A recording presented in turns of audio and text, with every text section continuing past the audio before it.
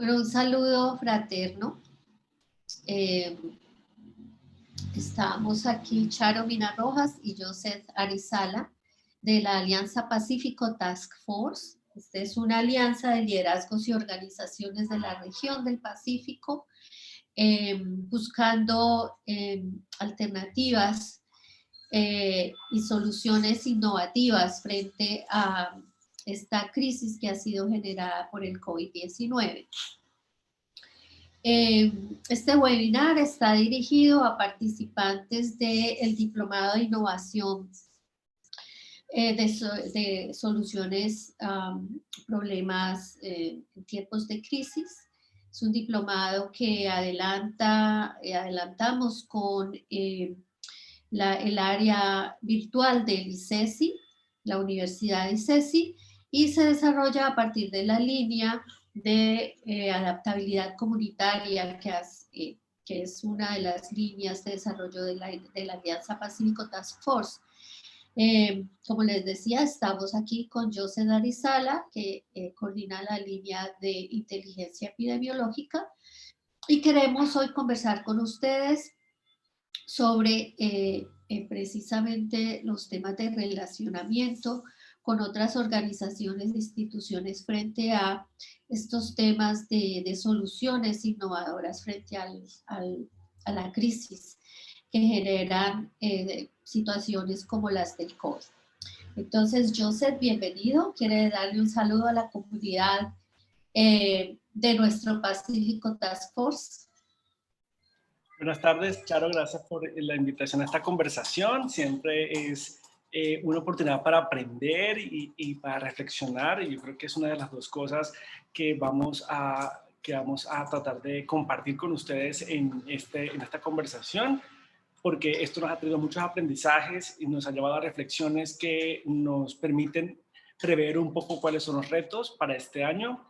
Y pues en la alianza hay una línea que es la de inteligencia epidemiológica, que está bajo mi responsabilidad, en la que participan también otros centros de la universidad, colegas de otras universidades, y sobre todo, y es muy importante resaltar la participación de las secretarías de salud de los 4 municipios en donde estamos trabajando, que son Quibdó, Buenaventura, Timbiquí y Tumaco. Entonces, mucho de ese aprendizaje es el que queremos compartir con ustedes hoy.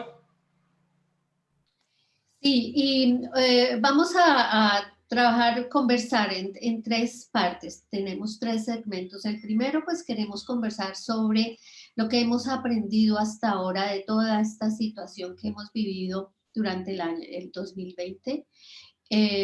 Queremos conversar sobre los retos que tenemos ya en el 2021, ¿no? Y finalmente conversar sobre algunas recomendaciones que podemos tener con respecto a ese relacionamiento entre las autoridades étnico-territoriales, las lideresas, los líderes, la sociedad civil en sí, y las autoridades administrativas que tienen responsabilidades frente a esta situación. Entonces, Joseph, tú que hablabas, por ejemplo, de esos aprendizajes, conversemos sobre esos aprendizajes, lo que hemos aprendido sobre esos cambios que han tenido las formas de relacionarnos, los diferentes segmentos de la sociedad, ¿no? Entre lideresas y líderes y las administraciones locales, municipales, entre organizaciones y autoridades étnico-territoriales, entre esa sociedad civil de la región del Pacífico y las autoridades locales y nacionales. ¿Qué son esas cosas que hemos aprendido hasta ahora? Yo creo que, Charo, la primera cosa que hay que resaltar es que esta emergencia de alcance global a la que nos ha llevado el COVID-19, de hecho, lo comenzamos a llamar pandemia, pero después como fuimos más honestos con lo que esto implicaba para la sociedad, y de verdad hay que comenzar a familiarizarnos con un concepto que es la sindemia, que es mucho más compleja. Y la sindemia de COVID-19 trajo de entrada un gran actor, que fue el enfoque cuantitativo. Y esa es una de las razones por las que estamos justo conversando las 2 líneas hoy. Y es porque la narrativa cuantitativa es clave en la respuesta de la pandemia y en definir el alcance de la pandemia. Entonces, ¿esto a qué llevó? En el contexto colombiano, en general en todo el mundo, primero que tuviésemos como ciudadanos la conciencia de que existe un sistema que se llama Civigila. El Civigila, que es el Sistema Nacional de Vigilancia en Salud Pública, existe hace mucho tiempo y se encarga de analizar la información de más de 90 eventos de importancia en salud pública en el país. Pero con esta pandemia se hizo más visible para la ciudadanía, para las organizaciones. Había sectores de la sociedad que ni siquiera sabía que tenemos un sistema que nos vigilaba como población. Y es una vigilancia, entre comillas, es una vigilancia que tiene un propósito, que es saber qué pasa con algunas enfermedades, por ejemplo, como esta, que son muy contagiosas, que producen una gran carga a la sociedad y que necesita entonces poder saber cómo ocurre en la población, cómo se va moviendo en el territorio, a qué grupos afecta más para poder planear unas intervenciones. Entonces, para mucha gente fue la primera vez que se familiarizaron con el Civigila. Entonces, yo creo que eso nos ha obligado a aprender nuevos conceptos, estadística básica, pero yo creo que para el Pacífico ha sido muy importante el que hayan sido visibles los equipos de trabajo de las Secretarías de Salud, porque son los referentes de la información de cómo ocurre la pandemia en cada territorio. Al principio de la pandemia fue muy dominado por el Instituto Nacional de Salud y hay que agradecer, por ejemplo, que el instituto ha hecho que la información está abierta, es decir, todos podemos acceder a una información anonimizada todos los días con la información de casos, muertes, hospitalizaciones y demás, pero luego a medida que fue tornándose la necesidad de tomar decisiones más del contexto local, las secretarías fueron fortaleciendo sus equipos. Y hoy por hoy cada municipio puede identificar quién es esa persona que está detrás del boletín epidemiológico de su municipio. Y eso es muy importante, no solamente para COVID, sino para otros eventos en salud. ¿Qué hemos aprendido? Que sí se puede ser rápido en la respuesta y en el reporte. Como les decía, este reporte es cada 24 horas se actualiza, entonces había muchas excusas antes para decir por qué la información se demora tanto, pero ya hoy pudimos demostrar con esto de que sí se puede tener información actualizada. También que hemos aprendido que es necesario, como ciudadanos, como organizaciones, aprender a interpretar los números. Los números por sí solos no tienen sentido, solamente son como unos rótulos que corresponden a una realidad que nosotros conocemos. Entonces, si uno no le da sentido a los números, pueden llevarnos a mensajes equivocados y a interpretaciones erradas de la realidad. Y eso ha pasado mucho con COVID y con otros eventos en salud. Entonces, que hemos aprendido también que los territorios tienen esos equipos, que esos equipos se han cualificado rápidamente, se han enriquecido rápidamente, han comprendido cómo es la dinámica de la comunicación de su información en el territorio, pero han también enfrentado cosas nuevas. Por ejemplo, todo lo que implica la información falsa. Las fake news, las cadenas de WhatsApp que pueden circular más rápido que el boletín de la alcaldía, pero que termina sembrando en la imaginario de las personas y en la idea de las organizaciones ideas erradas. Entonces, crecieron muchísimo en visibilidad, pero se tuvieron que enfrentar, todavía hoy se tienen que enfrentar con un gran enemigo que es esta ola de desinformación. ¿Qué nos toca aprender a todos como sociedad, como individuos, como organizaciones? Que la información pues no es buena ni mala per se y que tenemos que ser críticos siempre con la información.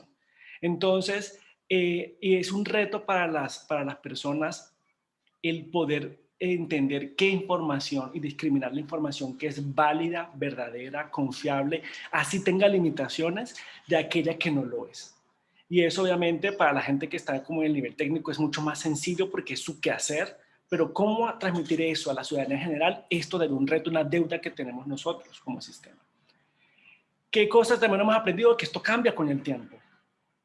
No es lo mismo como estábamos reportando la pandemia ni en Bogotá, ni en los departamentos, ni en el país, ni en los municipios, en marzo del año pasado, que en diciembre del año pasado, que ahora en febrero de 2021.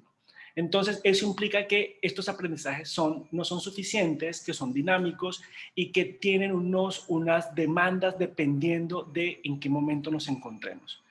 Una cosa que discutíamos en las reuniones en las reuniones de seguimiento de la alianza, que me pareció una idea muy poderosa porque se asocia a una idea de la vida cotidiana de la gente que vive en el litoral, es que esta pandemia va a golpe de marea. Y la marea la entienden mejor las personas que están en los territorios. La marea no pega igual en Tumaco que en Buenaventura, que en cualquier otro lugar del litoral. Entonces, eso es supremamente importante, que las personas, que las organizaciones crean y conozcan sus autoridades locales para poder entender cómo la pandemia, cómo las afectaciones que esto ha tenido a la vida social de las personas ocurre en su territorio. Eso no lo sabe el periodista de Semana, ni el periodista del canal Caracol, no. Eso lo sabe la gente que está allí, que conoce la marea que llega a su costa. Y precisamente ahí, Joseph, bueno, aquí estamos conversando dos de las líneas de la alianza, ¿no? La línea de inteligencia epidemiológica, que es la que tú diriges, y la línea de adaptabilidad comunitaria. Yo creo que es interesante, no en vano nombramos estas líneas así, o sea, porque tú estás hablando de una manera inteligente de pensar un problema tan grave, tan serio como esta epidemia, ¿no? Y lo que se hizo tan evidente es que sí hay maneras, el Pacífico ha pasado por una serie de epidemias y una serie de calamidades y una serie de situaciones críticas y no siempre la respuesta ha sido de una manera inteligente. ¿Inteligente en qué sentido? En el sentido de conocer los datos, de manejarlos bien, de hacer un análisis adecuado, aterrizado desde lo local, como has venido planteándolo, ¿no? Y en el mismo sentido está el tema de la adaptabilidad comunitaria. Lo que hemos tenido en la región también son comunidades que rápidamente se adaptan, así como tú hablas del golpe de marea, exactamente es siempre ese movimiento, ese ritmo, que las cosas se van dando y la gente, la comunidad las va tomando y organizándose alrededor de ellas y continúa su vida y continúa sus ritmos, pero siempre respondiendo a lo que está sucediendo, pues para poder continuar la vida. Entonces, ahí hay unos procesos de adaptabilidad que en este caso particular creo que hay un aprendizaje enorme con respecto a cómo responder a esa situación, ¿no? Vimos, por ejemplo, el papel fundamental de las mujeres rápidamente organizándose para mirar cómo resolver temas de asistencia alimentaria, situaciones que se iban volviendo críticas porque con el confinamiento ya no era posible acceder a los alimentos, cómo inmediatamente desde ese saber ancestral se organizaron comunidades, se organizaron de diferentes formas con las hierbas, con los medicamentos locales, como solventar la situación o controlar el esparcimiento de la enfermedad, cómo se establecieron medidas de control territorial, de movilidad, pero también se generó todos esos mecanismos de solidaridad que siempre han caracterizado la región, pero sí de unas maneras particulares, como tú dices, cada lugar, cada región, cada municipalidad respondió de manera diferente, respondieron de manera diferente las mujeres a como respondieron, por ejemplo, los jóvenes, como respondieron las autoridades étnico-territoriales de los consejos comunitarios. Y siempre hubo como ese elemento de manejar la cuestión sin pánico, ¿no? De una manera controlada, tratando de comprender lo que estaba pasando. Y creo que fue un elemento muy importante tener un poco más de información con respecto a cómo se movía este virus, qué estaba pasando con él. Creo que ese acercamiento, ese bajar y proveer de una mejor, más cualificada información fue supremamente importante, precisamente para evadir y para tener cierto control sobre esa cantidad de información errónea, esa cantidad de información manipulada que se estuvo y que todavía circula con respecto a este virus y la manera como actúa y las reacciones que tiene particularmente en la gente negra y regiones como la del Pacífico, ¿no?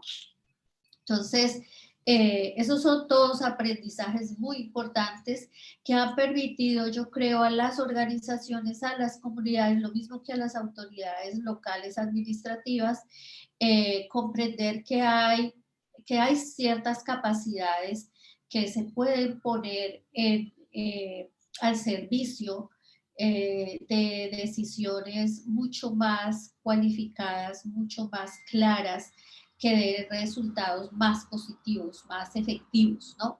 Creo que otro elemento del aprendizaje fue el no mirar esta situación de una manera aislada, sino conectada con los múltiples factores que hay en el Pacífico para hacer esta situación mucho más grande de lo que realmente debiera ser. Por ejemplo, con no teniendo los hospitales, no teniendo el personal, no teniendo vías de acceso, o sea, evidenciando los problemas estructurales que hacen que una situación que ya es muy grave se sobredimensione precisamente por todos esos factores estructurales que hay al lado, ¿no?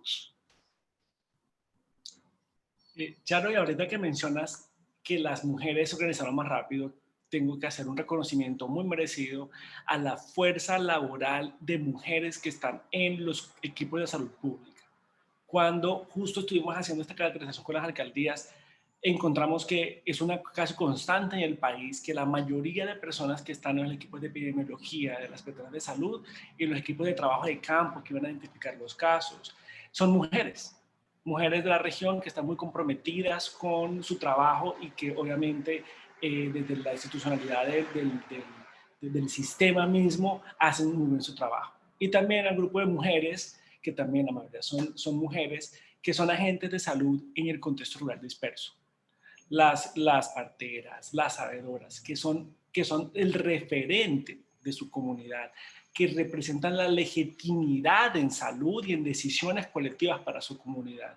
Entonces, esas son las heroínas que venían haciendo ese trabajo de forma muy silenciosa y que gracias a su compromiso hemos podido tener no solo, de una mejor manera sobrellevar esta situación.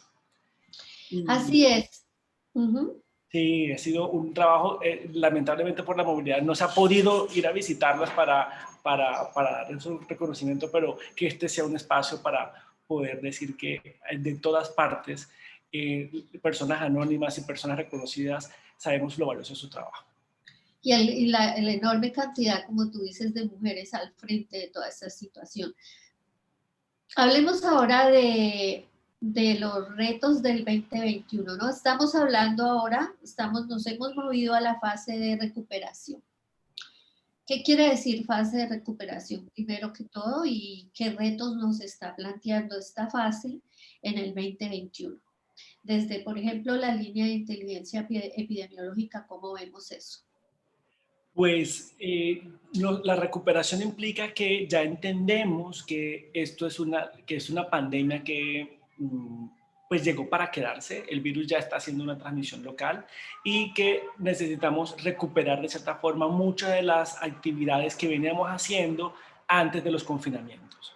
Y obviamente eso ha sido diferente en los distintos países del mundo.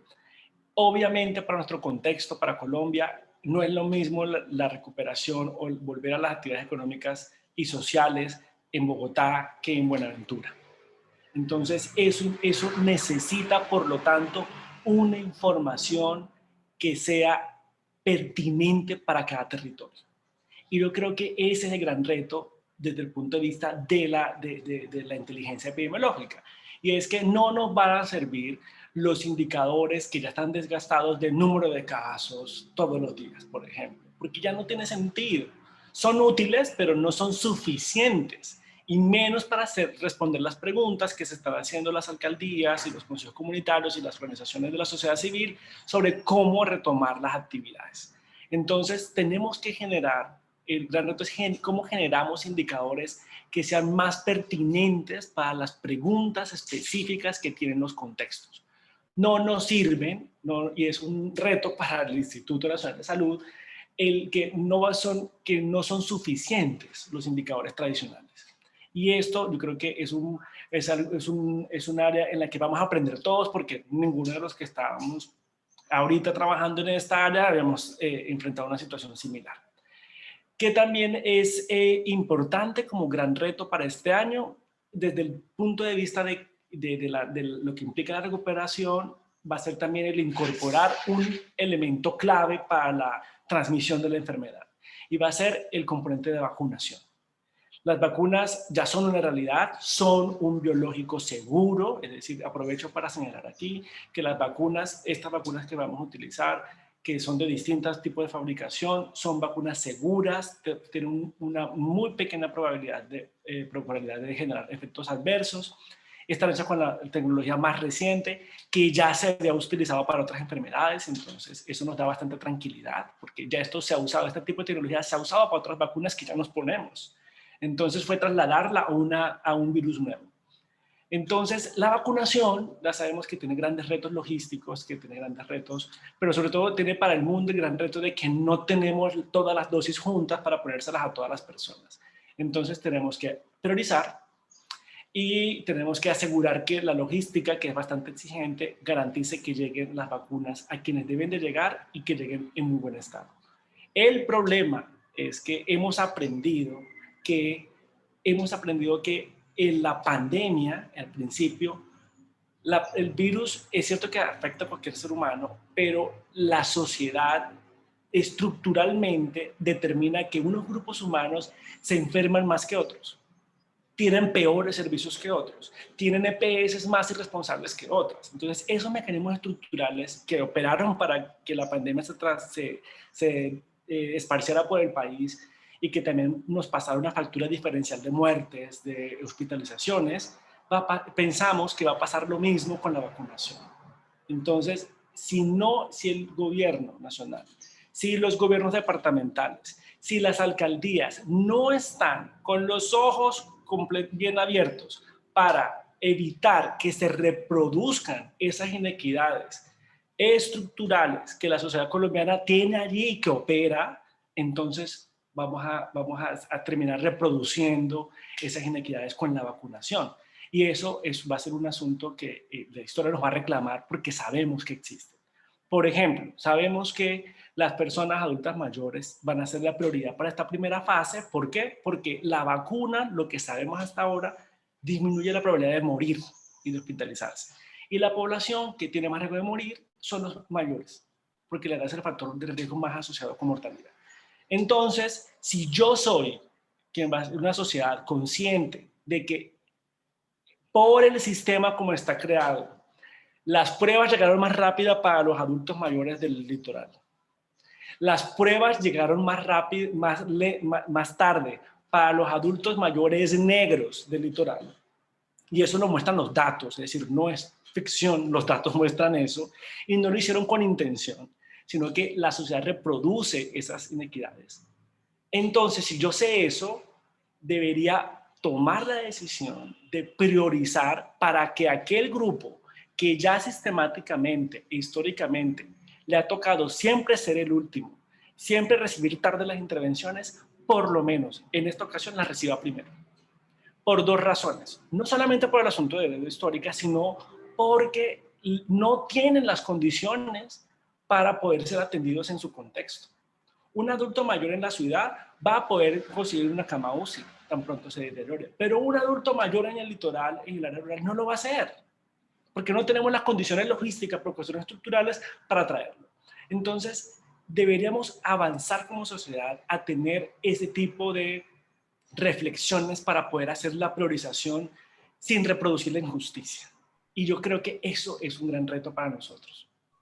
Eso es muy importante y ahí entra la importancia que ha tenido la comunidad en su conjunto, pero también las lideresas, los líderes, las organizaciones, los consejos comunitarios. Antes hablábamos de que una de las cosas que es crítica tener en cuenta es que la gente negra no es solo la gente que está organizada, ¿no? La gente que está dentro de un consejo comunitario, de una organización, en estas formas, y la gente negra está allá afuera en las zonas urbanas, no solo en las zonas rurales del Pacífico, y está incluso por fuera de estas zonas del Pacífico, en ciudades como Cali, en ciudades como Bogotá, no necesariamente amparadas, protegidas por una organización.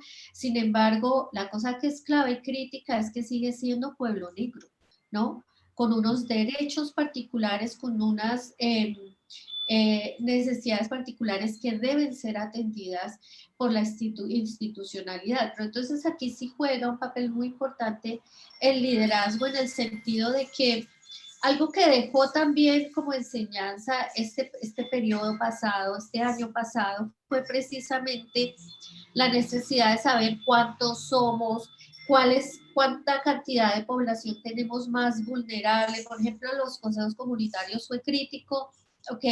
La gente más vulnerable, las mujeres embarazadas, las personas adultas, ¿cuántos tenemos, no? Ese tipo de información, cómo priorizar. Entonces ahora, en este periodo de recuperación, con todo este reto que se viene con las vacunas, el trabajo de las organizaciones, de las lideresas, de los líderes va a ser muy importante en este ejercicio de poder ayudar a contar y ayudar a brindar esa información para poder tener estas decisiones que sean que tengan mayor justicia social, ¿no? Que estén respondiendo con más amplitud a la realidad y a la necesidad de la cantidad de gente vulnerable que tenemos. Entonces ahí es fundamental ese papel que juegan las organizaciones, y en el caso del diplomado ha sido de un valor enorme que quienes están participando precisamente en el diplomado sean lideresas y líderes comunitarios, ¿no? Porque son personas que están allá en el territorio, que conocen esas realidades, tanto urbanas como rurales, porque hay de las zonas urbanas de Tipiquí, de Quibdó, de Tumaco, de Buenaventura, y conocen esas realidades. Y entonces aquí este enorme reto que hay para establecer y fortalecer ese relacionamiento entre la autoridad administrativa, la administración municipal, ¿no? Alcaldías, secretarías, casas de la mujer, oficinas de la mujer, etcétera, y las lideresas, los líderes, las organizaciones, los consejos comunitarios, para que haya un diálogo y una interacción que permita tomar mejores decisiones que finalmente sí le logren llegar a todos los que realmente son más vulnerables y han estado como allá, en el rincón, completamente olvidados, ¿no? Charo, y yo quiero aprovechar también este momento, este segmento para que discutamos sobre algo, y tiene que ver con que celebramos que tengamos ya vacunas seguras y efectivas, pero no podemos caer en la solución ingenuamente, en creer que es una solución salvadora y que ya con esto se acaba.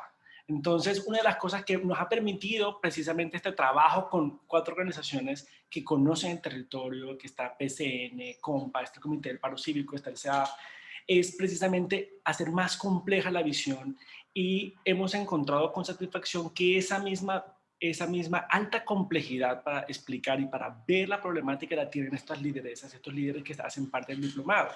Entonces, con estas personas y también las Naciones Unidas y otras organizaciones a nivel mundial ya nos están llamando la atención de que la vacunación no es la solución definitiva y que hay otras problemáticas que se dispararon o que se profundizaron con la pandemia y que han estado un poco desatendidas. Entonces quisiera que aprovecháramos este segmento también, Charo, para que conversáramos un poco sobre cuáles son los retos que tenemos en esas áreas distintas a salud, que es obviamente lo que ahorita hemos privilegiado por el asunto de que este virus mata gente, enferma gente, pero que la respuesta ante la pandemia ha llevado a que tomemos decisiones como sociedad, como suspender las clases y otra cantidad de cosas que están afectando otros sectores y otras esferas de la vida. Entonces, ¿qué retos desde su experiencia como organización ve, Charo? Bueno, hay unos retos enormes, bueno, por ejemplo, el tema de la seguridad y la violencia en los territorios continúa, ¿no? Y cómo abordar ese reto en un contexto de pandemia como el que hemos vivido, está allí latente. Es un problema estructural profundo. Sabemos en este momento cómo ha afectado eso a Buenaventura.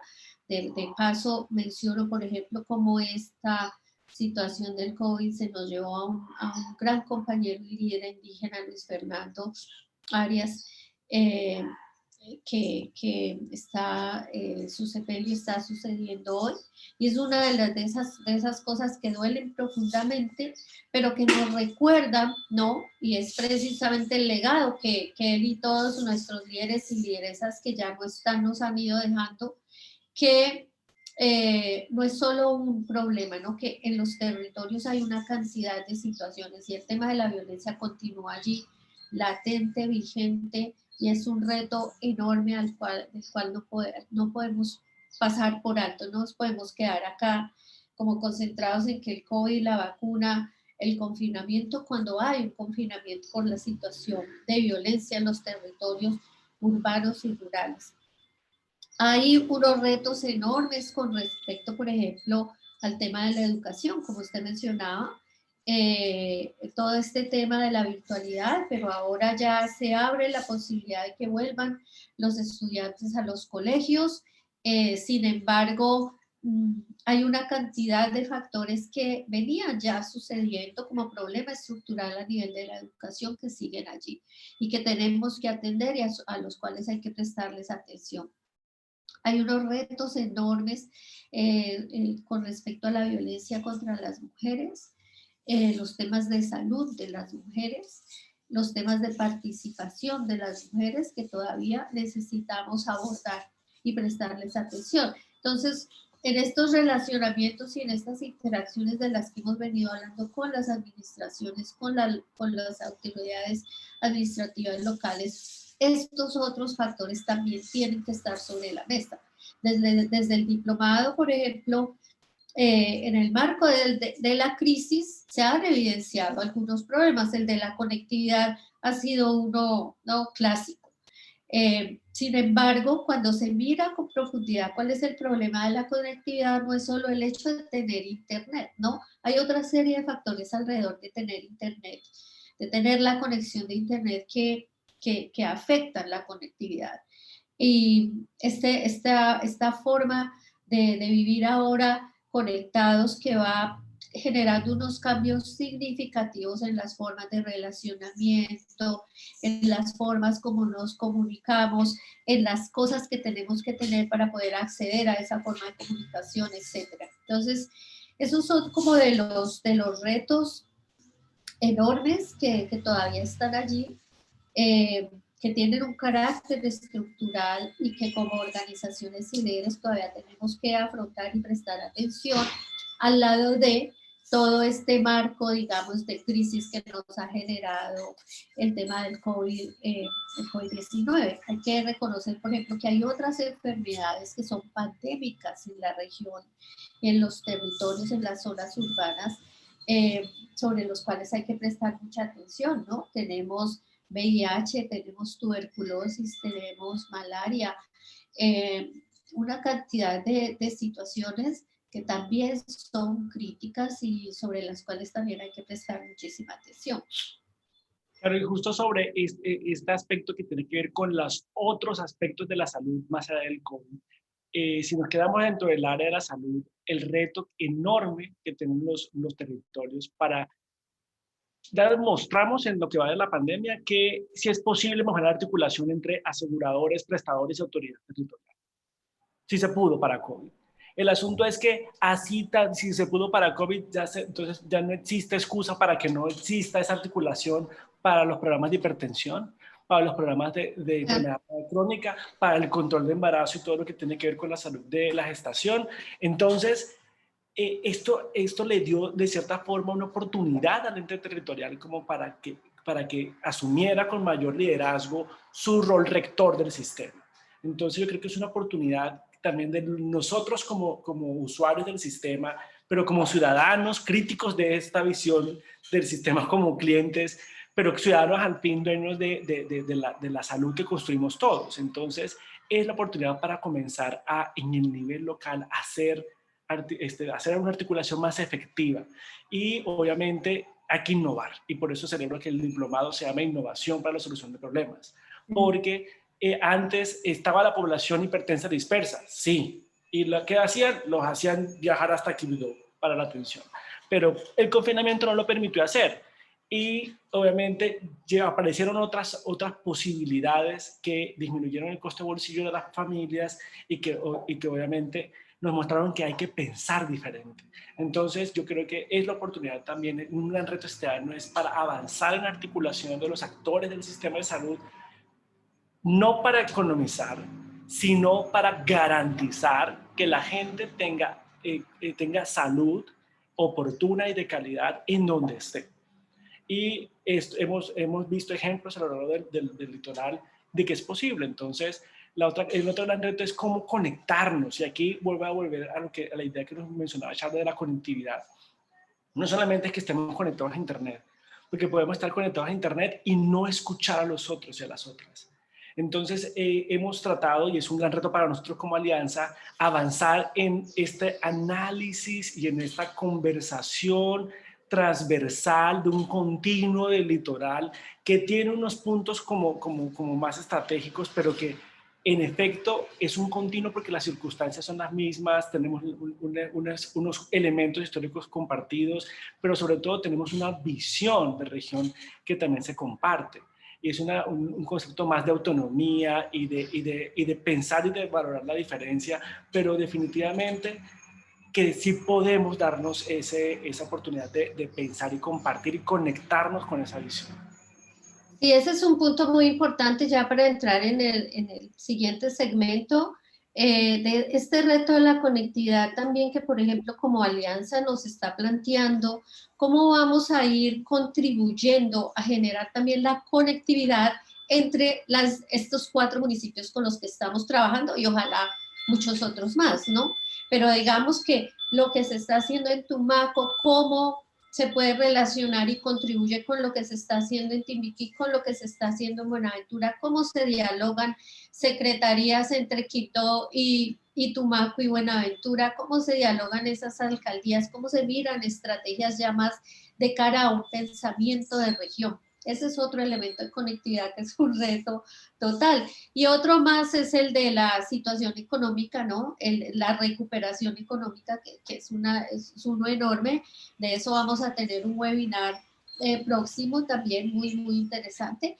Pero hablemos ahora entonces de algunas recomendaciones así muy prácticas, algunas sugerencias muy prácticas que debemos tener para mejorar ese relacionamiento y esas relaciones para gestionar con respecto a esta situación y sobre todo a esta fase de recuperación. Joseph. Bueno, claro, yo creo que hemos aprendido, como lo mencionaba al principio, que esto, como era una pandemia, una enfermedad infecciosa, entonces es muy dominante y muy fuerte el volumen con el que habla la narrativa cuantitativa. Entonces, y ya la trajo, y los números hacen parte de nuestra vida cotidiana, más con esta pandemia. Entonces, hoy por hoy, en cualquier gestión que se vaya a hacer, uno tiene que tener elementos claves de narrativa cuantitativa. Y de hecho, eso es un reto en que las disciplinas que trabajamos más esto, tenemos que alfabetizar no solamente a los comunicadores, que a veces meten las patas terribles, sino a los tomadores de decisión, que muchas veces desde sus disciplinas tienen unas interpretaciones un poco distintas a las que tenemos nosotros, los que trabajamos en salud pública, sino también con el público en general, con las organizaciones. Entonces, de esta experiencia, ¿qué podemos citar así como que recomendaciones claras? Primero, o sea, uno tiene que reconocer que siempre tiene que tratar de citar sí o sí una fuente local.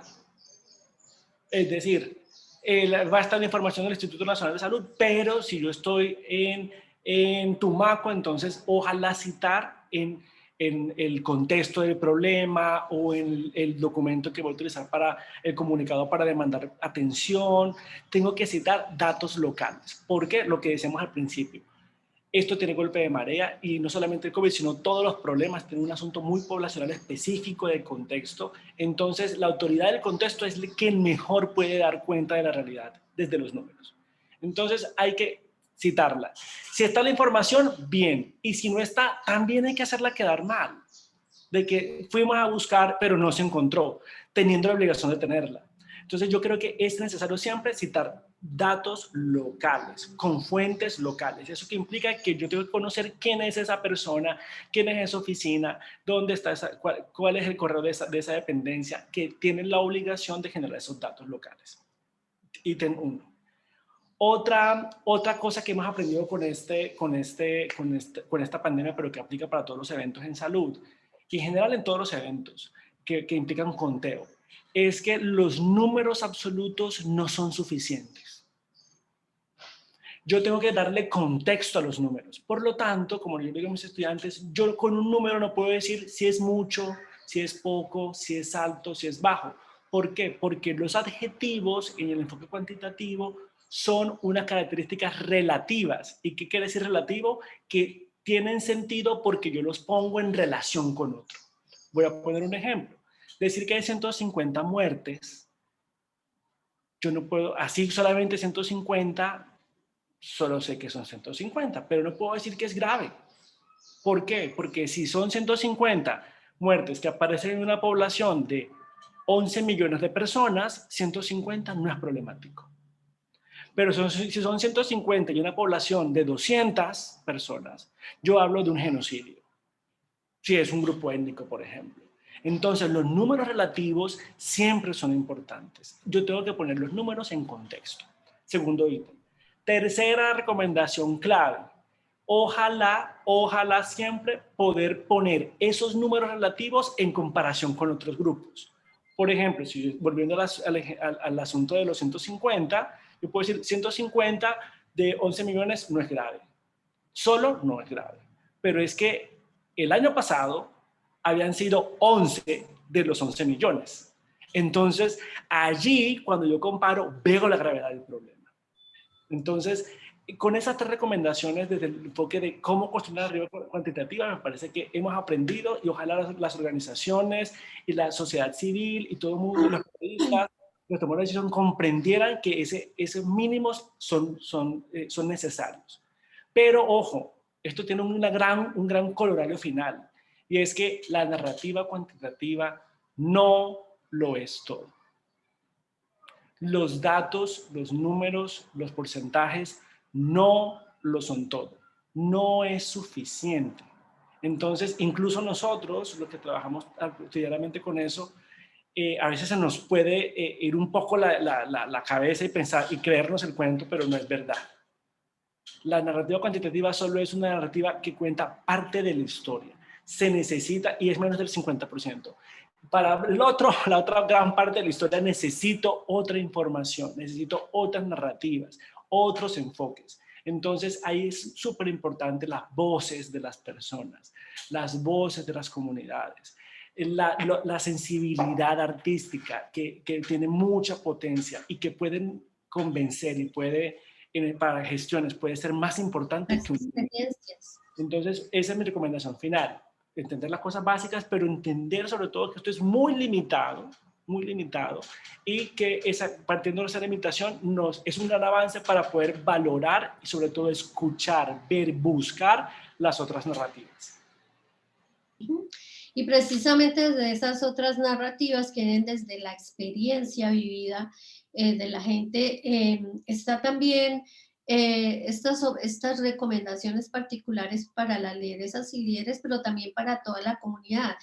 Lo primero, y creo que este también es parte como del aprendizaje, es que no estamos pidiendo favores. Esto no se trata de estar yendo a ver si el político del momento o el concejal o el médico me hace el favor. Esta es una cuestión de derechos y creo que es muy importante que tengamos en cuenta que partimos de los derechos que tenemos. Somos ciudadanas y ciudadanos, pero también somos un pueblo Y como pueblo étnico hay unos derechos particulares, hay unas responsabilidades de la institucionalidad del Estado que son particulares y desde allí tenemos toda la autoridad, toda la voz para reclamar y demandar desde los derechos, no desde favores, sino las necesidades son las necesidades, pero esas necesidades están respaldadas por un marco de derechos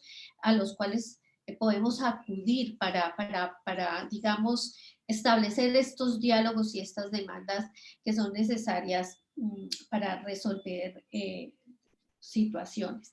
Creo que otra de las cosas que es importante tener en cuenta, es algo muy particular para las lideresas y líderes que participan y que están al frente de muchos espacios donde se toman decisiones, es que hay que recordar que como parte de un pueblo étnico ustedes son autoridades, las lideresas, los líderes, los representantes y las representantes de organizaciones, de consejos comunitarios son autoridades.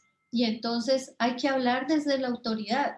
Hay una autoridad que viene de la experiencia, hay una autoridad que viene de todo el trabajo el político, el trabajo organizativo que han hecho y sobre el cual la comunidad les da a ustedes esa voz y ese voto de confianza para que represente, para que hablen en su nombre, para que busquen en su nombre. Ustedes están siguiendo un mandato de la comunidad, ¿no? Y hay una autoridad desde la norma y el reconocimiento como autoridad, como parte de un pueblo, y eso es importante apropiárselo y caminar y trabajar y digamos avanzar desde allí. Y creo que hay otra cosa importante para tener en cuenta que desde Pacífico Task Force valoramos muchísimo y es importante hacer un balance de lo que se tiene localmente. Experiencias, recursos, iniciativas, gente. Tenemos localmente una cantidad de oportunidades, de recursos, potencialidades, que es importante utilizarlas. Hay que partir de lo que se tiene en el territorio y ver cómo se potencia, se potencializa lo que ya se tiene, se fortalece lo que ya se tiene, porque teniéndolo allí es importante protegerlo y garantizar que podemos continuar teniendo lo que se potencializa. Claro, habrá que buscar lo que no se tiene y habrá que tratar de proteger lo que está a punto de perderse. Eso es parte como de la lógica y de los principios de preservar lo que se tiene, de proteger y buscar cómo recuperar cosas muy importantes que se han perdido, y cómo prevenir que se pierdan otras. Entonces, esos son como cositas muy claves que esperamos les sirvan. Esperamos que esta conversación haya sido útil. Y bueno, esto va a estar también puesto en nuestra página de Pacífico Task Force, en nuestra página de Facebook de Pacífico Task Force. Entonces, no es solo una conversación para las personas que están participando del diplomado, es una conversación para el público en general, para las personas que están preocupadas por esta situación, que quieren comprenderla mejor, que quieren contribuir como comunidad a avanzar en este proceso de recuperación. Entonces, muchísimas gracias. Yo soy Charo Mira Rojas, hago parte del proceso de Comunidades Negras, una organización que hace parte de la Alianza Pacífico Task Force. He trabajado con las comunidades, con las mujeres por muchísimos años y es un gran placer para mí hacer parte de este trabajo y de esta alianza. Yo se quiere despedir y de una vez contarnos usted por qué dirige esa línea de inteligencia epidemiológica. No, reiterar mi invitación a que sigan las próximas conversaciones que vamos a estar compartiendo por los canales que Charo mencionó. Van a estar muy interesantes, no solamente van a conocer a otras voces de la alianza, sino que también van a escuchar voces de nuestros socios estratégicos y socias estratégicas en el territorio, y también vamos a tener la posibilidad de escuchar algunas de las experiencias de las organizaciones que están haciendo el diplomado. Así que cordialmente bienvenidas a seguir esta serie de conversaciones que nos van a acompañar este semestre. Y pues agradecerles por seguirnos y por compartirnos a través de esos canales sus reflexiones, sus preguntas. Pueden buscarnos en los enlaces de la página están los logos de las organizaciones y allí encontrarnos. Yo trabajo en el Centro de Estudios Afrodiaspóricos, CEAF, de la Universidad ICESI, soy investigador asociado de ese centro. También soy médico, soy epidemiólogo y pues trabajo en el Departamento de Salud Pública y Medicina Comunitaria de la Universidad ICESI, en el que trabajo hace ya casi 10 años. Muy contento de estar allí y pues muy satisfecho con el gran aprendizaje que ha implicado participar de esta alianza, que me ha permitido conocer personas muy talentosas, brillantes, inspiradoras como Charo y otros colegas que van a conocer en las próximas sesiones. Muchísimas gracias. Gracias, Joseph. Entonces, desde la Alianza Pacífico Task Force, soy porque somos Pacífico Task Force. Feliz tarde, feliz día, feliz vida. Un abrazo.